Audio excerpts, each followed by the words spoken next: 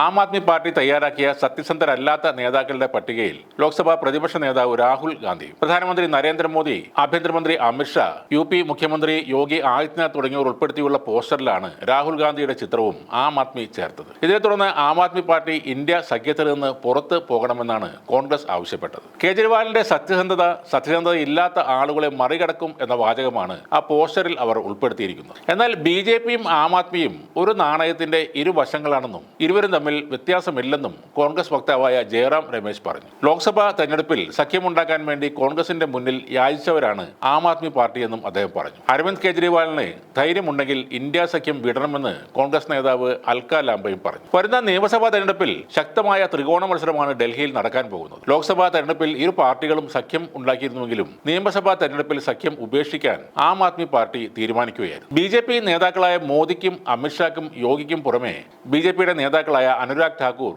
വീരേന്ദ്ര സച്ദേവ, പർവേഷ് ശർമ്മ, രമേശ് ബിധുരി എന്നിവരോടൊപ്പം കോൺഗ്രസ് നേതാക്കളായ സന്ദീപ് ദീക്ഷിത്, അജയ് മാക്കൻ എന്നിവരുടെ ചിത്രവും ആ പോസ്റ്ററിൽ ഉൾപ്പെടുത്തിയിട്ടുണ്ട്. ഡൽഹിയിൽ വർദ്ധിച്ചു വരുന്ന മലിനീകരണം, അഴിമതി, വിലക്കയറ്റം തുടങ്ങിയ നിർണായക വിഷയങ്ങൾ അവഗണിച്ചുകൊണ്ട് അരവിന്ദ് കെജ്രിവാൾ പ്രധാനമന്ത്രി മോദിയുടെ പ്രചാരണ തന്ത്രമാണ് സ്വീകരിക്കുന്നതെന്ന് രാഹുൽ ഗാന്ധി നേരത്തെ ആരോപിച്ചിരുന്നു. ബി.ജെ.പിയും ആം ആദ്മിയും തമ്മിൽ യാതൊരു വ്യത്യാസവുമില്ലെന്നും കോൺഗ്രസ് വക്താവായ ജയറാം രമേശ് പറയുന്നു. ബി.ജെ.പിക്കും ആം ആദ്മി പാർട്ടിക്കും എതിരെയാണ് ഞങ്ങൾ തെരഞ്ഞെടുപ്പിൽ പോരാടുന്നത്. ബി.ജെ.പിയുടെ തന്നെ ബി ടീമാണ് ആം ആദ്മി പാർട്ടി. ബി.ജെ.പിയും ആം ആദ്മിയും തമ്മിൽ ഒത്തുകളി നടക്കുന്നു. ആരാണ് അണ്ണാ ഹസാരെ മൂവ്മെന്റ് നടത്തിയത്? എവിടെ നിന്നാണ് അവർക്ക് പ്രചോദനം ലഭിച്ചത്? ഇതിനെല്ലാം പിന്നിൽ RSS ആയിരുന്നു. അതാണ് ഇപ്പോൾ മറനീക്കി പുറത്തു വരുന്നതെന്നും അദ്ദേഹം പറഞ്ഞു. കോൺഗ്രസ് നേതാവ് അൽക്ക ലാംബയും വളരെ ശക്തമായി പ്രതികരിച്ചു. അരവിന്ദ് കെജ്രിവാളിന് ധൈര്യമുണ്ടെങ്കിൽ ഇന്ത്യ സഖ്യം വിടുകയാണെന്ന് പ്രഖ്യാപിക്കണം. ശക്തരായ 100 MP കോൺഗ്രസിനുള്ളത്. എന്നാൽ 7 സീറ്റും ബി.ജെ.പിക്ക് വിട്ടുകൊടുത്ത ആളാണ് അരവിന്ദ് കെജ്രിവാൾ. ലോക്സഭാ തെരഞ്ഞെടുപ്പിൽ സഖ്യമുണ്ടാക്കാൻ വേണ്ടി ഞങ്ങളുടെ മുന്നിൽ യാചിച്ച ആളാണ് നിങ്ങൾ. ഡൽഹിയിലെ 7 സീറ്റിന് വേണ്ടി